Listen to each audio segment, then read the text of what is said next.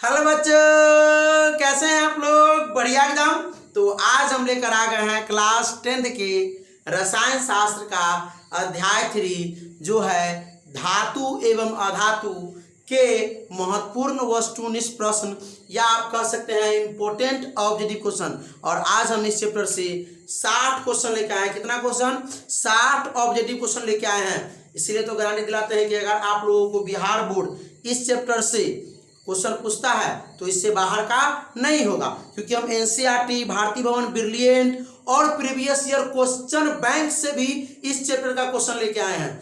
और आप लोग अगर इसका पहला चैप्टर जो है रासायनिक अभिक्रियाएं एवं समीकरण, उसके ऑब्जेक्टिव क्वेश्चन नहीं देखे हैं तो डिस्क्रिप्शन में लिंक है, उसको जाके देख के आइए। और दूसरा चैप्टर जो है अम्ल, क्षारक और लवण के ऑब्जेक्टिव क्वेश्चन अगर आप लोग नहीं देखे हैं तो डिस्क्रिप्शन में लिखा है, जाके देख के आइए। ठीक है, तो स्टार्ट करें। और हमें वादा भी याद है कि आप लोगों के साथ हम वादा कर चुके हैं कि 15 नवंबर तक के आप लोगों का क्या होगा, प्रत्येक विषय के प्रत्येक चैप्टर का ऑब्जेक्टिव क्वेश्चन बन जाएगा।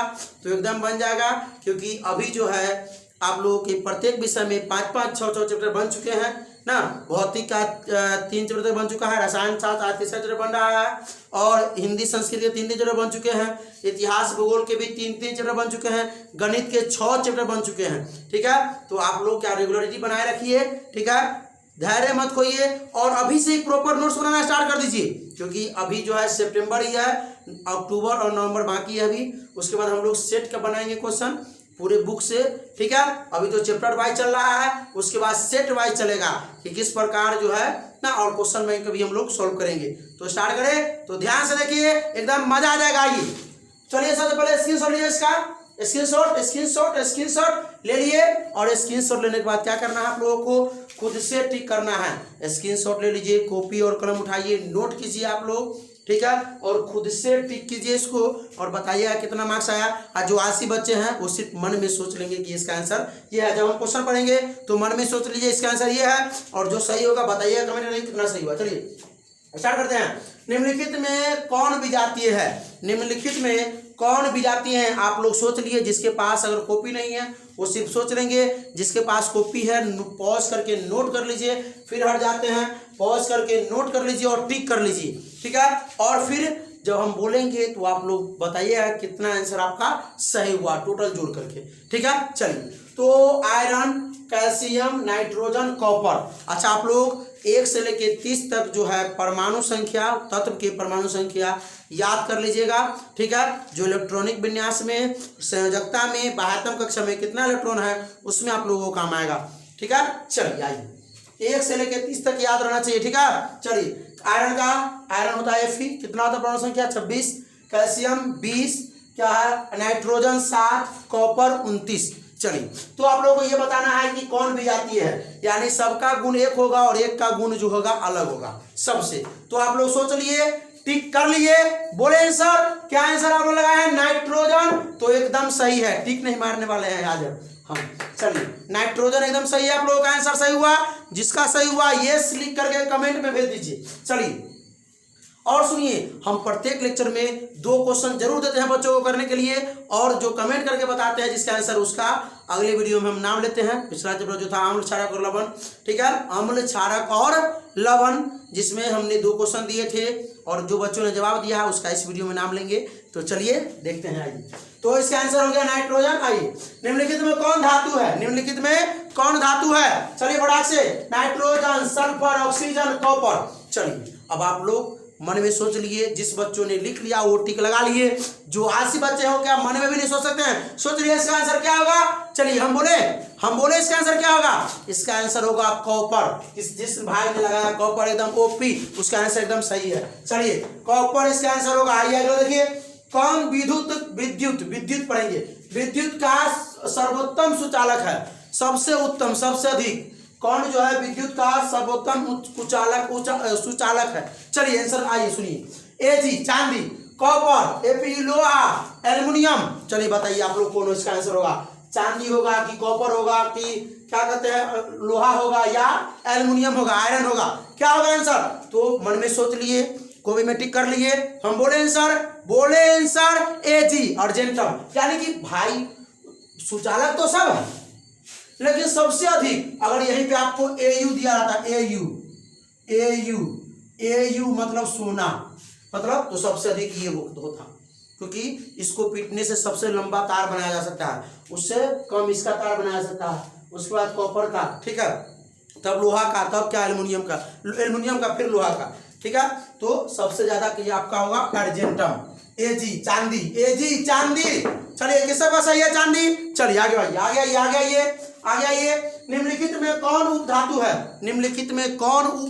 चलिए आइए बताइए कौन उपधातु है? FeCuNiSb। चलिए तो आप बताएंगे Fe है कि Cu है कि Ni है या Sb है, तो आप लोग बताएंगे। इसका आंसर टिक कर लीजिए, मन में सोच लीजिए, बोले आंसर। चलिए इसका आंसर Sb है। किसका सही है, किस सब का सही है? कमेंट में यस लिखो, यस लिखिए, कमेंट में यस लिखिए। चलिए आइए आगे, Sb इसका आंसर होगा। ये शुद्ध सोना कितने कैरेट का होता है? शुद्ध सोना आप लोग 1 से लेके 30 तक कम से कम परमाणु संख्या जरूर याद कर लीजिएगा तत्व के। चलिए आइए हाइड्रोजन से जिंक तक, ठीक है। शुद्ध सोना कितने कैरेट का होता है? सभी को मालूम होगा, 18 कैरेट, 20 कैरेट, 22 कैरेट या 24 कैरेट का होता है। तो आप लोग बताएंगे इसका आंसर, मन में सोच लिए, कॉपी में टिक कर लिए, पक्का टिक कर लिए हुए हैं। चलिए इसका आंसर क्या होगा? 24 कैरेट। क्या होगा? 24 कैरेट। जिस भाई ने लगाया एकदम सही। चलिए आइए, निम्न में कौन आघात वर्धनीयता गुण है? निम्न में से कौन जो है आघात वर्धनीयता गुण में है, या किसके पास? निम्न में से आघात वर्धनीयता गुण किसके पास है? ठीक है, तो आइए, धातु के पास, अधातु के पास, मिश्रण के पास या गैस के पास? तो आप लोग आंसर इसका बताएंगे। मन में सोच लिए भाई साहब, मन में सोच लिए और कॉपी में टिक कर लिए। चलिए इसका आंसर क्या होना है? बताएं हम। इसका आंसर ए है धातु।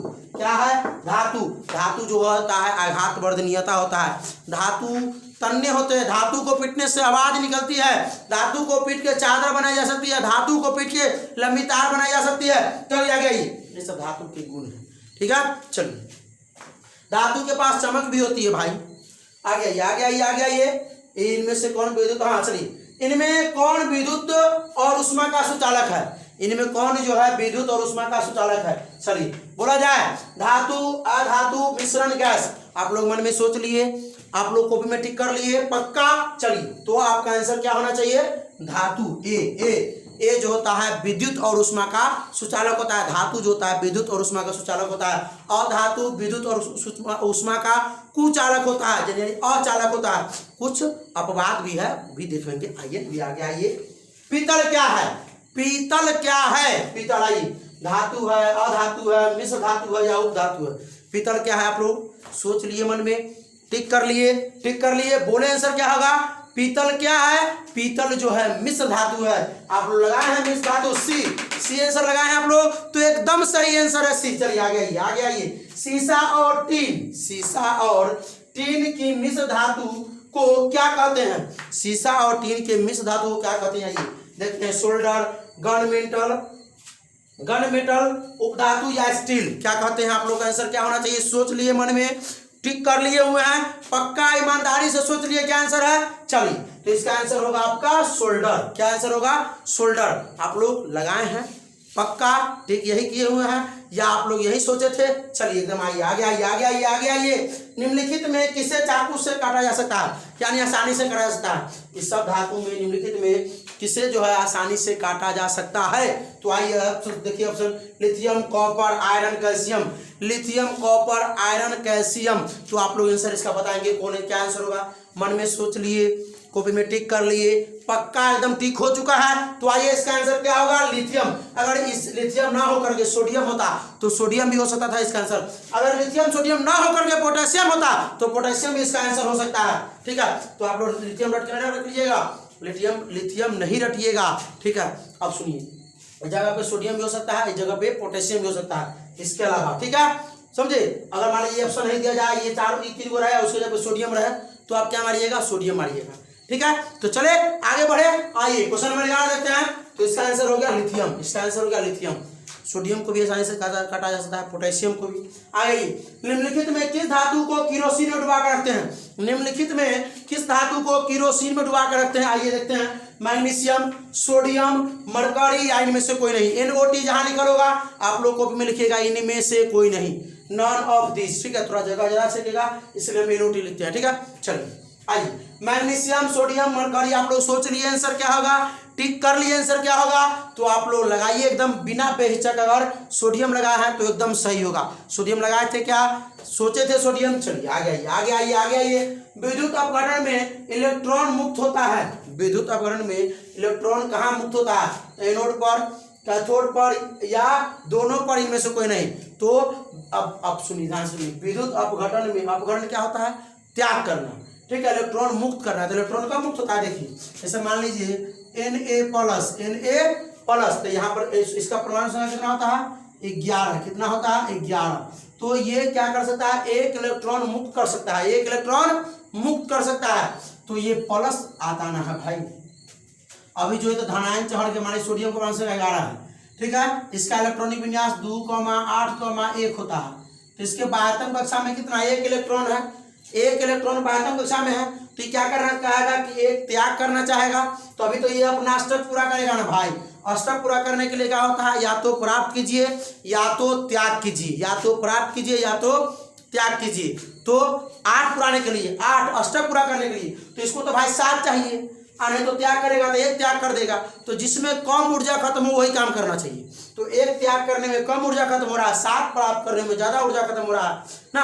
7 प्राप्त करने में ज्यादा, यानी 7 कुंटल गेहूं अगर आपको कहेगा निकालने के लिए, 1 कुंटल का ज्यादा दम किसमें लगेगा, 1 कुंटल आपको चाहेंगे 1 कुंटल खींच के ले जाए, तो वही बात है।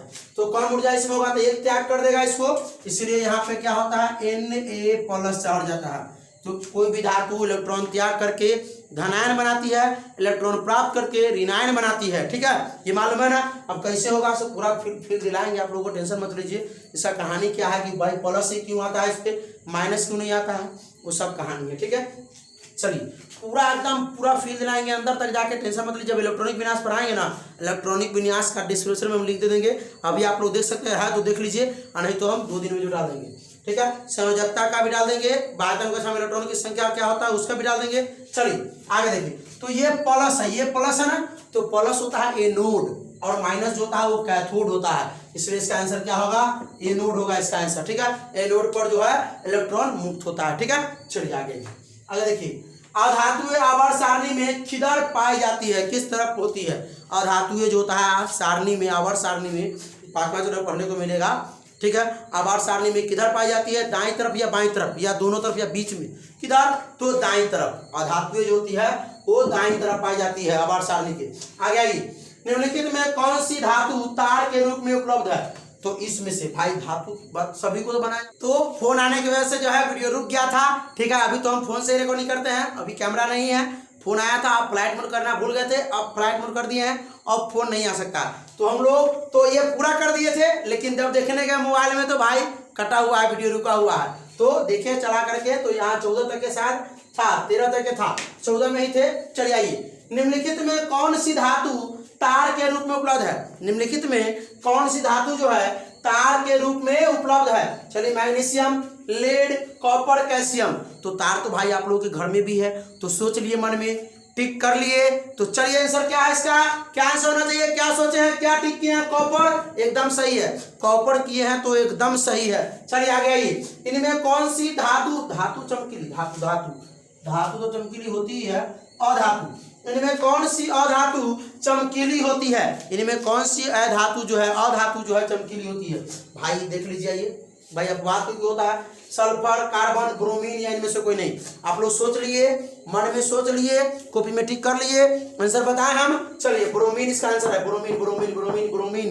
क्या आंसर है इसका, ब्रोमीन आंसर। आइए आगे, ये ग्रेफाइट कार्बन का अपरूप है, जो ग्रेफाइट कार्बन का अपरूप है, जो क्या होता है, कठोर होता है, मुलायम होता है, या क्या होता है, गैस होता है या द्रव होता है। तो आप लोग सोच लिए मन में, आप लोग टिक कर लिए कॉपी में, आंसर बताया जाए आप लोगों को। तो धातु जो होता है, कार्बन जो होता है, क्या ग्रेफाइट कार्बन का अपरूप होता है जो मुलायम है, जो मुलायम होती है। चलिए आगे आइए, आंसर मुलायम मुलायम मुलायम। चलिए आगे आइए, हीरा और ग्रेफाइट में कौन विद्युत का सुचालक है। तो सबको मालूम है भाई, हीरा और ग्रेफाइट में दोनों में कौन विद्युत का सुचालक है, विद्युत का सुचालक है। तो आप लोग आंसर लगा लिए, टिक कर लिए, मन में सोच लिए। तो क्या आंसर आप लोगों का होना चाहिए हम बता दें, क्या आंसर आप लोग सोचे हैं, हीरा सोचे हैं तो एकदम सही होगा, इसका आंसर हीरा है भाई। चलिए आगे, हीरा का गलनांक एवं क्वथनांक होते हैं। हीरा का गलनांक एवं क्वथनांक होता है। आप लोग यही बताते थे कि आप लोग भारतीय बुक से पढ़ते हैं या ब्रिलियंट से जो बुक से हो, लेकिन गलनांक क्वथनांक भी याद कर लीजिएगा, 1 नंबर में आता है ऑब्जेक्टिव में। ठीक है, तो पूछेगा किसका गलनांक कितना होता है, पूछ दे। चलिए या क्वथनांक पूछ दे। चलिए तो हीरा का गलनांक और क्वथनांक क्या होता है, एकदम उच्च होता है। आप लोग सोचे थे उच्च, एकदम सही है, उच्च होता है। आगे आइए, निम्न में किस धातु को आसानी से काटा जा सकता है। निम्न में जो है किस धातु को आसानी से काटा जा सकता है, तो आइए देखते हैं। एल्युमिनियम, मैग्नीशियम, कॉपर और सोडियम। आ गया ना भाई, बोले ना, आप लोग सोच लिए इसमें से कौन है, टिक कर लिया आप कौन है, तो सबसे आसानी से जो है सोडियम को काटा जा सकता है। एक जगह पे अगर पोटेशियम होता तो पोटेशियम को भी आसानी से काटा जा सकता था। ठीक है, यहाँ था लिथियम, यहाँ है सोडियम। ठीक है, चलिए आइए, धातुएं अम्ल के साथ अभिक्रिया कर क्या बनाती है। धातुएं अम्ल के साथ अभिक्रिया कर क्या बनाती है, लवण प्लस हाइड्रोजन, लवण प्लस ऑक्सीजन, या दोनों, या इनमें से कोई नहीं। तो आप लोग सोच लिए, टिक कर लिए, पक्का बोले आंसर। इसका आंसर ए है, लवण प्लस हाइड्रोजन। अभी रुकिए, अभी सब्र कीजिए भाई, अभी आगे क्वेश्चन बनाना है, तो इसको नोट कर लीजिए, बराबर हट जाते हैं। ठीक है, चलिए तो चलते हैं हम लोग क्वेश्चन नंबर 21 की तरफ। तो चलिए क्वेश्चन नंबर हमने 21 से लेकर 30 तक लिख दिया है। अब आप लोग क्या करना है, पहले इसका स्क्रीनशॉट ले लिए स्क्रीनशॉट, और पॉज कर लीजिए, कॉपी में नोट कर लीजिए। जो आलसी बच्चा हो मन में सोचेंगे, मेरे साथ साथ चलेंगे। ठीक है, तो स्टार्ट किया जाए। तो देखिए ध्यान से, क्या है, निम्न में कौन सा पदार्थ ऑक्सीजन से संयोग नहीं करता है। इसमें से कौन सा पदार्थ जो है ऑक्सीजन से सहयोग नहीं करता है, तांबा, गोल्ड, जिंक, पोटेशियम। चलिए आप लोग सोच लिए मन में, जो विद्यार्थी लिखे हैं कॉपी में टिक कर लिए। चलिए इसका आंसर होना चाहिए गोल्ड। क्या आप लोग सोचे थे गोल्ड, क्या आप टिक लगाए थे गोल्ड, उनका एकदम सही है, यानी सोना। चलिए सोना के साथ ऑक्सीजन सहयोग नहीं करता है, क्यों नहीं करता है बताएंगे, इलेक्ट्रॉनिक विज्ञान जब पढ़ाएंगे तब। कौन सा अधातु कमरे के ताप पर द्रव होता है, कौन सा अधातु कमरे के ताप पर द्रव होता है, तो आप लोग आंसर बताएंगे। ब्रोमीन, पारा, एल्यूमिनियम, या इनमें से कोई नहीं। तो चलिए सोच लिए मन में, कॉपी में टिक लगा लिए, तो हम बोले आंसर, तो इसका आंसर होना चाहिए एकदम ब्रोमीन सही है। हम उम्मीद करते हैं कि आप लोग भी आंसर ब्रोमीन ही लगाए होंगे। चलिए सोचे थे ब्रोमीन। चलिए आइए आगे, निम्नलिखित में से कौन अधिक अभिक्रियाशील है, निम्नलिखित में से कौन धातु सबसे अधिक अभिक्रियाशील है। सुनिए, ये क्वेश्चन हर बार आना है, हम लिख के देते हैं कि हर बार ऐसा क्वेश्चन आता है, ये क्वेश्चन ना है। आप इसका पाई चार्ट याद कर लीजिए, उच्च अभिक्रियाशील, मध्यम अभिक्रियाशील, ठीक है, और क्या कहते हैं निम्न अभिक्रियाशील रहेगा। एक पाई चार्ट आप अगर ब्रिलियंट के बुक से पढ़ते हैं तो उसमें भी है, आप अगर क्या कहते हैं भारतीय के बुक से पढ़ते हैं ना, उसमें भी है, केमिस्ट्री के बुक में। आप लोग याद कर लेंगे इसको, क्योंकि ये 1 मार्क आता है, 1 मार्क्स का। देखिए क्वेश्चन हमने और दिया यहाँ पे, और एक क्वेश्चन यहाँ भी हमने दिया है, देख लीजिए। ये क्वेश्चन हमने यहाँ भी, सॉरी कहाँ है, ये 23 नंबर, ठीक है, 23 नंबर, और देखिए 29 नंबर, ठीक है, इसीलिए 2 क्वेश्चन हमने दिया है। ठीक है, ये रहता है, आप लोग याद कर लीजिएगा। और कौन सबसे अधिक अभिक्रियाशील धातु है, ये क्वेश्चन एक में आता है। चलिए कॉपर, Hg, Au, Ag, तो हम 2 बता देते हैं कि ये तो बहुत नीचे होता है, Au और Ag बहुत नीचे होता है। Hg और Cu में आप तुलना कर लीजिए, सोच लीजिए, और कोई टिक लगा के बताइए क्या आंसर होना चाहिए। एकदम कॉपर आंसर होगा इसका। क्या होगा आंसर इसका, कॉपर। आ गया ये। सिलिका क्या है, सिलिका क्या है, धातु है, अधातु है, उपधातु है, इनमें से कोई नहीं। सिलिका क्या है, धातु है, अधातु है, उपधातु है, इनमें से कोई नहीं। तो आप लोग क्या आंसर लगाए हैं, सोच लिए, कॉपी में टिक लगा लिए, पक्का सोच लिए हुए हैं, कॉपी में टिक लगा लिए हुए हैं। इसका आंसर क्या होना चाहिए, इनमें से कोई नहीं, इनमें से कोई नहीं, क्योंकि सिलिका जो है मिश्र धातु है। पीतल क्या है, मिश्र धातु है, सिलिका भी क्या है, मिश्र धातु है। आगे आइए, उच्च विद्युत धनात्मकता के कारण धातु के परमाणु बनाते हैं, क्या बनाते हैं भाई, सबसे ज्यादा विद्युत धनात्मकता के कारण सबसे अधिक विद्युत धनात्मकता के कारण जो है वो धातु के परमाणु क्या बनाते हैं। तो आइए, धनायन बनाते हैं, ऋणायन बनाते हैं, उदासीन बनाते हैं, इनमें से कोई नहीं बनाते हैं। तो आइए इसका आंसर आप लोग सोच लीजिए, टिक कर लिए। हम बोले इसका आंसर, सभी लोग लगा लिए होंगे, हम जानते हैं, उम्मीद है, विश्वास है कि आप लोग लगाए हैं धनायन। चलिए धनायन इसका आंसर एकदम सही है। धातु के ऑक्साइड सामान्यतः होते हैं, धातु के ऑक्साइड सामान्यतः क्या होते हैं, आइए देखते हैं। अम्लीय, क्षारकीय, उदासीन, इनमें से कोई नहीं। अम्लीय, क्षारकीय, उदासीन, इनमें से कोई नहीं। तो आप लोग क्या लगाए हैं, सोच लिए मन में, कॉपी में लिखने वाले विद्यार्थी टिक कर लिए। चलिए तो इसका आंसर क्या होना चाहिए, क्षारकीय। क्या आंसर होना चाहिए, क्षारकीय। अधातु के जो ऑक्साइड होते हैं वो होते हैं अम्लीय, और धातु के ऑक्साइड जो होते हैं वो क्षारकीय होते हैं। आइए, बॉक्साइड निम्नलिखित में से किस धातु का मुख्य अयस्क है। बॉक्साइड जो है इसमें से किस धातु का मुख्य अयस्क है, ठीक है। आइए, मैग्नीशियम, सोडियम, एल्यूमिनियम, लोहा। क्या सही आंसर होना चाहिए, आप लोग सोच लिए, कॉपी में टिक कर लिए, पक्का। चलिए इसका आंसर होगा एल्यूमिनियम। क्या होगा इसका आंसर, एल्यूमिनियम। आइए, फास्फोरस का देखिए, फास्फोरस का आणविक सूत्र होता है, फास्फोरस का आणविक सूत्र P2 P4 P8। तो आप लोग क्या लगाए हैं, सोच लिए, टिक कर लिए, सोच लिए, टिक कर लिए। चलिए तो P4 आंसर किस सब का है, वो सब का सही है P4। आइए और सुनिए, छोड़ा सल्फर का या सल्फेट का जो है वो आणविक सूत्र क्या होता है, सल्फर या सल्फेट, तो उसका S8 होता है। लिख लीजिए कॉपी में, लिखिए कॉपी में भी कि सल्फर या सल्फेट का जो साधारण सूत्र होता है, आणविक सूत्र होता है, क्या होता है, तो S8 लिख लीजिए। निम्नलिखित में कौन सबसे अधिक अभिक्रियाशील आते, फिर हमने दे दिया कौन सबसे अधिक यहाँ भी था अभिक्रियाशील, यहाँ भी दे दिया। आइए, मैग्नीशियम, कैल्शियम, सोडियम, पोटेशियम, कौन सबसे अधिक क्रियाशील है, सोच लीजिए। आइए इसमें से, चलिए हम इसको हटाते हैं, इसे नहीं, तीनों में से सोच के बताइए। चलिए तीनों में से सोच के बताइए क्या होगा, सोच लिए, टिक कर लिए, तो इसका आंसर होगा सोडियम। क्या होता है, सोडियम। चलिए, आइए, धातु सबसे ऊपर होता है भाई। आइए, धातु के पतले तार के रूप में, आप लोग किताब खोल के देखिएगा, रसायन शास्त्र मिल जाएगा। धातु के पतले तार, इसमें तो हम आप लोगों को क्वेश्चन नहीं दिए और विद्यार्थी का नाम ही लेना है जो पिछले वीडियो में जवाब दिए थे। आइए, धातु के पतले तार के रूप में खींचने की क्षमता को क्या कहते हैं, धातु के पतले तार के रूप में खींचने की क्षमता को क्या कहते हैं भाई। आइए, घातवर्धनता, तन्यता, लचीलापन, इनमें से कोई नहीं, तो आप लोग आंसर सोच लीजिए, सोच लिए, टिक करने वाले विद्यार्थी टिक कर लिए। इसका आंसर होगा तन्यता, क्योंकि तन्य रहेगा तभी तो खिंचाएगा भाई। और आप लोगों को पता है कि 1 ग्राम सोना कितने लंबी तार बनाया जा सकती है, वो सब अगले वीडियो में आएगा। 100 ग्राम या 100 ग्राम चांदी को कितने, 200 ग्राम चांदी को या 100 ग्राम चांदी को कितनी लंबी तार बनाया जा सकती है, वो सब भी हम क्वेश्चन करेंगे। और अगले वीडियो में वीडियो का लेंथ जो थोड़ा ज़्यादा बड़ा हो जाएगा, इसलिए हम वीडियो को यहीं पे समाप्त करते हैं। अभी रुक जाइए, अभी रुकिए। और क्या करना है आप लोगों को, आप लोग प्लेलिस्ट में जाइएगा, क्लास 10th के प्रत्येक विषय के प्रत्येक चैप्टर का ऑब्जेक्टिव क्वेश्चन आपके अपने यूट्यूब चैनल पे अब आने लगा है। और एक एक चैप्टर से कम 30 से 40 क्वेश्चन है, 50 क्वेश्चन है, 60 क्वेश्चन है, बहुत। भूगोल में तो हमने एक चैप्टर से 90 क्वेश्चन लिया है। मैथ में त्रिकोणमिति है, त्रिकोणमिति से हमने 64 क्वेश्चन लिया है एक चैप्टर से। तो आप लोग लिस्ट में जाइएगा, लिखा होगा गणित ऑब्जेक्टिव, इतिहास ऑब्जेक्टिव, भूगोल ऑब्जेक्टिव, भौतिकी ऑब्जेक्टिव, रसायन शास्त्र objective, Hindi objective, Sanskrit objective, सभी के 4-4, 5-5 चैप्टर हो चुके हैं। ये भी तीसरा चैप्टर आज हुआ है और कल या परसों इसका अगला पार्ट आ जाएगा, ठीक है। तो क्या करना है, एकदम मुस्कुराते हुए, मुस्कुराहट के साथ इस लेक्चर को समाप्त करना है। आप लोग भी क्या करते रहे, मुस्कुराते रहे और पढ़ाई करते रहे बढ़िया से।